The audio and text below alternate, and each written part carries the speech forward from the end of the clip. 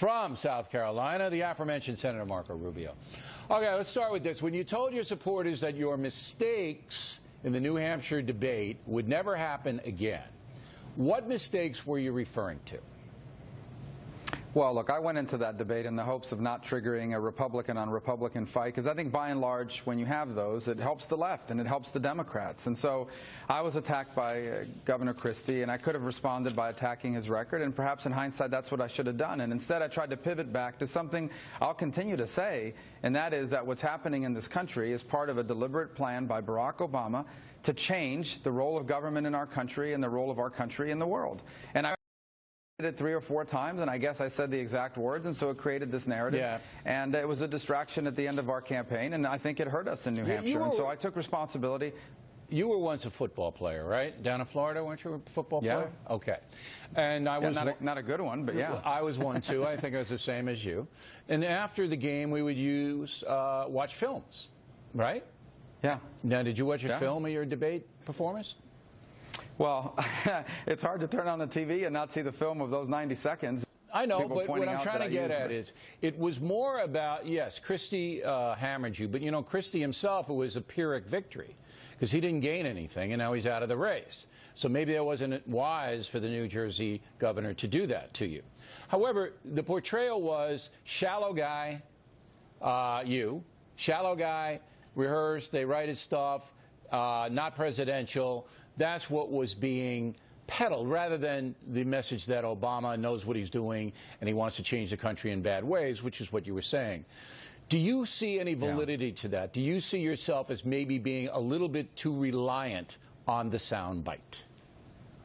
No, because if you look at it, there's been debates now, and I've answered, except for those 90 seconds, by and large, it's been viewed as every debate I've had, I've been among the best people, and in some cases, people argue the best person in those debates. And I've been asked questions you never could have anticipated. I'm on here with you tonight, and you can ask me any question you want.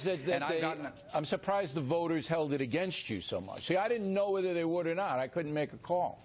But they did in New Hampshire. I don't know why.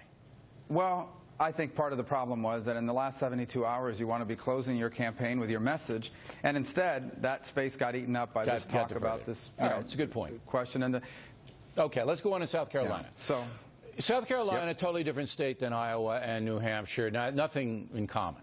What do you believe is the primary issue South Carolinian Republican voters are interested in?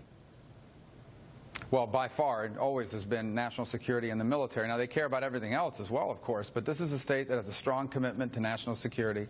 By the way, on economics, South Carolina is an example to the country of what we should be doing as Americans. I mean, this country has a vast manufacturing base. It is growing in manufacturing where America is shrinking, and it's because they've reduced taxes and lowered regulatory burdens. It's a favorable climate. And Boeing came in and all of that. But let me get back to the national security thing. So there's a lot of military people in South Carolina. My uncle lived in Columbia, South Carolina, and he was in the Army, and so we all know that culture. But every Republican, every single one, is saying, I'm tough, I'm going to build up the military, I'm going to go stomp ISIS. You know, you're not talking to Bernie Sanders here. You're talking to people of like mind. How are you going to separate yourself from the pack? Well, there are differences. No, there are differences. Look at Ted Cruz, for example. Ted Cruz, in his time in the Senate, has only voted for one budget. And the only budget he ever voted for was a budget put forth by Rand Paul, and it's a budget that bragged about cutting the Defense Department. It bragged about cutting the military. So it's a budget. We're already not spending enough on the military, and this budget bragged about cutting it even more. And he did it probably as a wink to libertarians, or he did it for some other reason. No, he did it because the conservatives want a balanced budget amendment. They don't want to spend any more money than the government takes in. Well, but that's why Cruz did it. You know what? There's a lot of other but there are a lot of fiscal conservatives in the United States Senate that didn't vote for that because we understand that national security spending is not the reason why we have a debt. Our debt is being driven by the way Social Security, Medicare, and Medicaid, and by the way, the interest on the debt is structured in the years to come. And so that's where you deal with it. National security, the military is the first thing we should spend money on. You have to fully fund that first, and then you should be paying for everything else. Now, and so that's a big difference between him and I. In South Carolina, I see it as two races. I see it as Cruz versus Trump, and then you versus Kasich. It's almost two races. You and Governor Bush used to be friends. Is it safe to say you are not friends any longer? No, I'm his friend, and I've never said a negative thing about him as a person. You're still I his friend. Him very much. I think he was a good governor of Florida. Okay, so yeah. you're still his friend. You don't take it personally that he's trying to vie for the same crew that you're trying to vie for.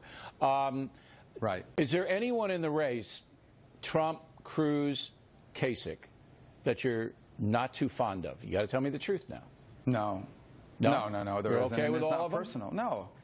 Absolutely. And let me tell you, though, but campaigns and elections are about differences. You've got to point out the differences. Absolutely. In the case of Governor Bush. It's how you do it. So, for example, right. So it's not personal. I like them. I like these people. And look, I get along with Ted Cruz. I get along with Donald. I get along with Jeb. I get along with John Kasich.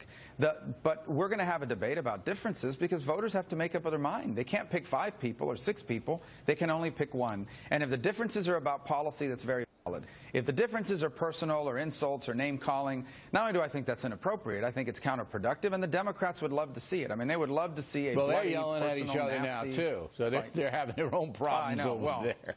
All right, Senator, good luck. As I said, Senator Rubio is available to us and answers the questions, and, that's all we can ask. And we appreciate it. Good luck in the debate, and we'll check in with you soon. Next on the